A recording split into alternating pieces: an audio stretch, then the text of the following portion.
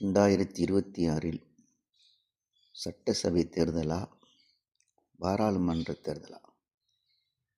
நமது பிரதமர் தமிழகத்தில் தேர்தல் பிரச்சாரம் செய்கின்றார். செய்யட்டும், நாம் வேண்டாம் என்று சொல்லவில்லை.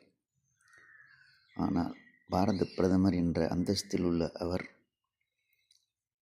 அனைத்து மாநிலங்களுக்கும் அதன் வளர்ச்சிக்கேற்ப அந்த நிதியினை வழங்கி மக்களின் வாழ்வாதாரத்தை பெருக்குவதற்குண்டான ஒரு நிலைமையை அவர் தமிழகத்தின் மீது கடும் கோபத்திலும் பொறாமையிலும் விருப்புணர்ச்சியோடும் செயல்படுவதை தமிழக மக்கள் ஒரு காலமும் ஏற்றுக்கொள்ள மாட்டார்கள்.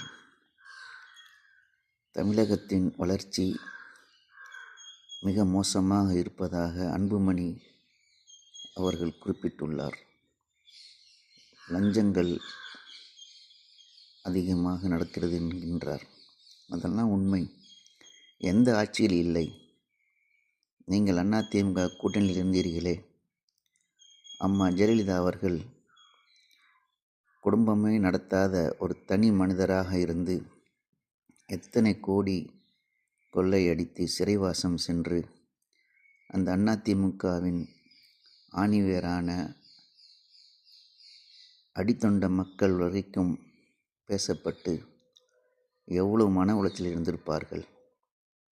தமிழகத்திலோ இந்தியாவிலோ சரியான ஆட்சிகள் இல்லை என்பதை நாம் புரிந்து கொள்ள வேண்டும்.